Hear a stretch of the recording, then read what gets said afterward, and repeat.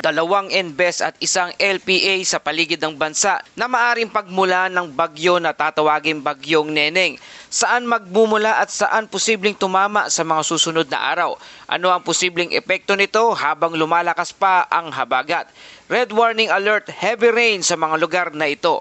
Magandang araw Pilipinas, narito na ating lagay ng panahon ngayong araw ng Martes, August 18, 2026. Kung ang tanong ninyo ngayong araw ay uulan pa ba? Ang mas mahalagang tanong ay saan magiging pinakamalakas na pag-ulan, gaano katagal at may mga bagong weather disturbance ba tayong kailangang bantayan.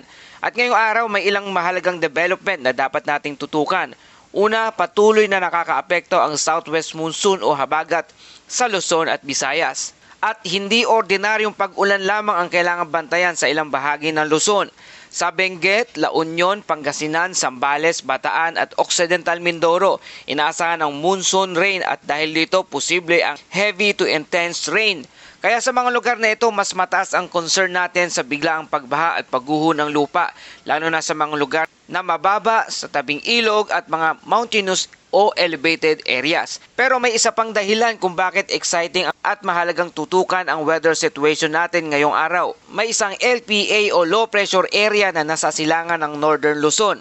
At bukod dito, may dalawang weather disturbances na tinututukan ng Joint Typhoon Warning Center o JTWC na tinatawag na Invest 94W at Invest 95W.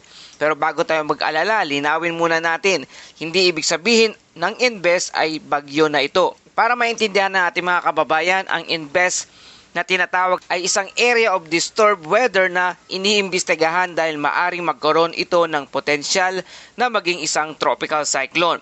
Sa ngayon, parehong may low chance lamang na maging tropical cyclone sa loob ng susunod na 24 oras, ang Invest 94W at Invest 95W. Kaya ang focus natin ngayong araw ay hindi lamang kung may mabubuong bagyo. Mas mahalaga rin tingnan kung paano maaring makaapekto ang mga weather disturbance sa habagat dahil minsan kahit malayo ang isang disturbance at hindi ito direktang tumama sa ating bansa, maaari pa rin itong baguhin ang daloy ng hangin at moisture na pumapasok sa ating bansa. Kaya manatili hanggang dulo dahil pag-usapan natin ito. Saan ang pinakamalakas na pag-ulan? Aling mga lugar ang may mga pinakamataas na flood at landslide risk? Ano ang sitwasyon sa Metro Manila? At ano ang ibig sabihin ng dalawang Invest na minomonitor? At higit sa lahat, may kailangan ba tayong ikabahala tungkol sa low pressure area sa silangan ng Northern Luzon? Para naman maging updated ka sa panahon, i-like, share at subscribe lang dito sa ating channel. Mga kababayan, simulan natin sa pinakamalaking weather factor ngayong araw, ang southwest monsoon o habagat. Ito ang pangunahing dahilan kung bakit maraming bahagi ng Luzon at Visayas ang nakaranas ng mga pag-ulan nitong mga nagdaang araw. At sa latest forecast ngayong araw, hindi pare-pareho ang intensity ng ulan sa buong bansa. May mga lugar na maaring makaranas lamang ng paminsa-minsang pag-ulan, may mga lugar naman na magkakaroon ng scattered rain at thunderstorm. Pero may mga lugar na mas seryoso ang forecast, ang monsoon rains. At kapag sinabi nating monsoon rains, hindi lamang ito tipong panandali ang ambon. Maari itong maging tuloy-tuloy at paulit-ulit na ulan. At kapag nagsabay ang moisture, terrain at matagal ng basang lupa, mas tumataas ang posibilidad ng flooding at landslide. Kaya kung nasa Benguet, La Union, Pangasinan, Zambales, Bataan at Occidental Mindoro kayo, ito ang mga lugar na kailangan nating tutukan ng mabuti ngayong araw. Dahil dito ang may pinakamalakas na pag-ulan mula 100 to 200 millimeters na buhos ng ulan. Dito nakataas ang concern dahil ang forecast ay monsoon rain na may posibilidad ng heavy to intense rain. At may isang bagay na hindi dapat kalimutan, kapag malakas ang ulan sa mountainous areas, hindi lamang baha ang problema, landslide ang isa sa pinakamatinding panganib, lalo na sa mga lugar na may matarik na slope, gilid ng bundok at mga kalsadang malapit sa mga dalisdis.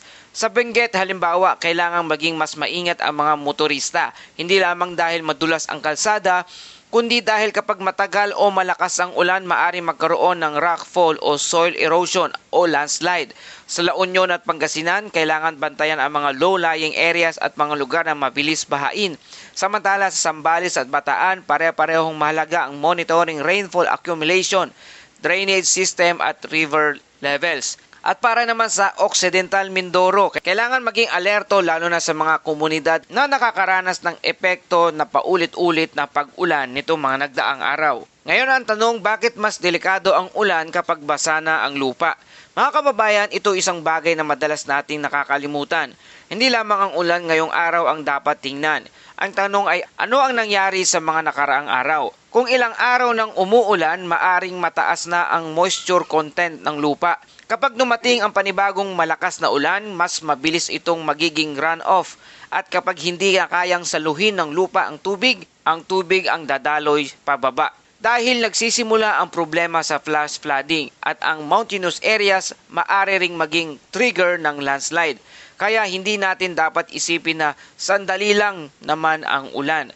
Dahil minsan ang intensity at accumulated rainfall ang mas mahalaga kaysa tagal lamang ng isang shower. Ngayon naman, pag-usapan natin ang Metro Manila. Ang forecast ngayong araw ay occasional rain. Ibig sabihin nito, sa buong araw ay malakas ang pag-ulan. Maaring magkaroon ng mga pagitan ng bahagyang luluwag ang panahon, pero posible ring bumalik ang ulan lalo na habang patuloy ang epekto ng habagat. At dito kailangan maging matalino ang ating mga kababayan. Kung may araw sa umaga, huwag agad isipin na tapos na ang ulan. Sa panahon ng habagat, maaari magkaroon ng weather break bago muling dumating ang rain bands o thunderstorm. Kaya kung aalis kayo ng bahay, lalo na kung may long travel o outdoor activities, mas mabuting may dalang payong o rain protection kayo. At higit sa lahat, kung malakas na ang buhos ng ulan at mabilis tumaas ang tubig sa inyong lugar, huwag nang hintayin maging mataas ang baha bago kumilos. Bukod sa Metro Manila, kabilang sa forecast area na may occasional rains ang Ilocos Sur, Abra, Tarlac, Pampanga, Bulacan, Nueva Ecija, Cavite, Laguna, Batangas, Rizal, Oriental Mindoro at Antique. Ang ulan dito ay maaring hindi kasing tuloy-tuloy ng monsoon rain sa western section. Pero maaari pa rin magkaroon ng moderate to heavy rains lalo na kapag naging organized ang rain areas o may kasamang thunderstorm.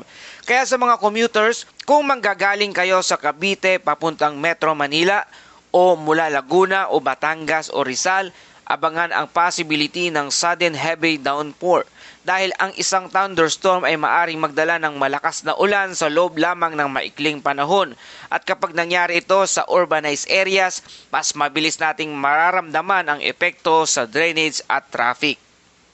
Ngayon naman, hindi lamang sa Luzon ang may concern sa Negros Island Region, rest of Luzon at rest of Western Visayas. Inaasahan ng cloudy skies with scattered rains and thunderstorms. Ang dahilan ay southwest monsoon. Kaya kung nasa Western Visayas kayo, huwag isipin na purely localized thunderstorm lamang ang inyong mararanasan. May contribution ng habagat sa weather pattern. At kapag nagkaroon ng thunderstorm, posible ang malalakas na buhos ng ulan, bigla ang pagbaha, malalakas na hangin at lightning activities. Kaya sa mga nasa outdoor works, construction, farming at marine activities, importanteng bantayan ang pagbabago ng ulap at mga thunderstorm alert sa inyong lugar. Sa nalalabing bahagi ng Visayas, kasama ang Palawan, partly cloudy to cloudy skies with isolated rain shower or thunderstorm. Ibig sabihin, mas localized ang ulan.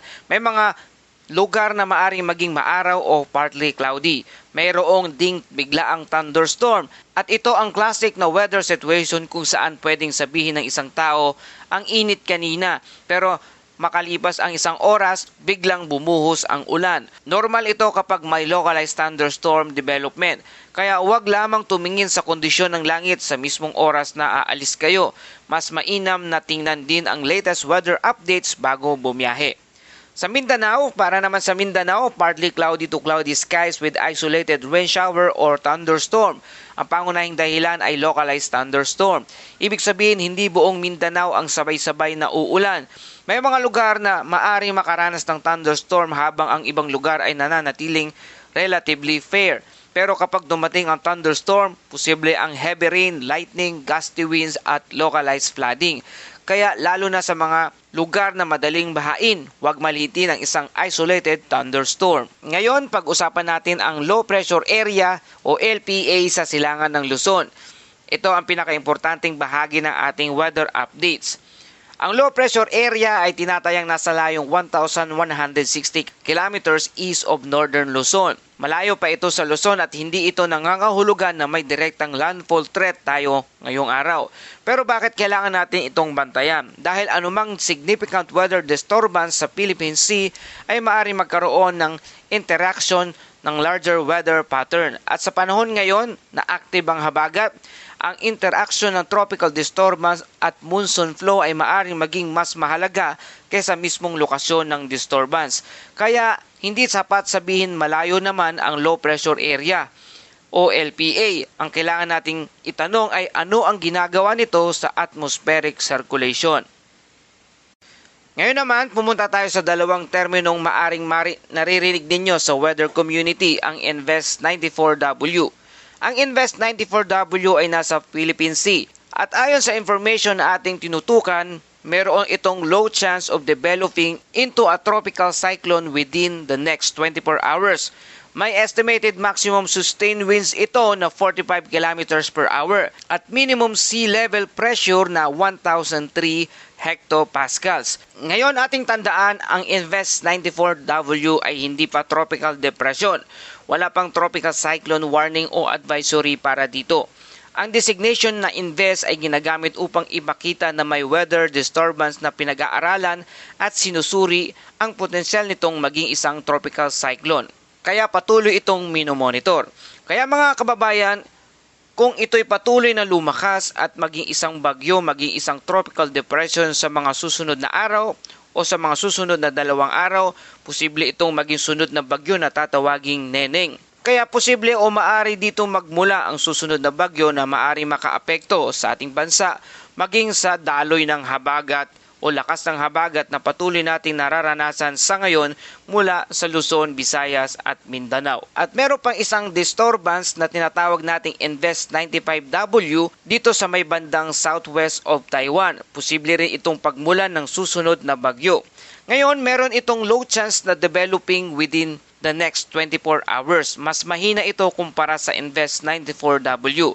Ang estimated maximum sustained winds nito ay nasa 30 kilometers per hour at ang estimated minimum sea level pressure nito ay nasa 1,002 hectopascal. Muli, wala pa tayong advisory o warning na inilalabas para sa Invest 95W.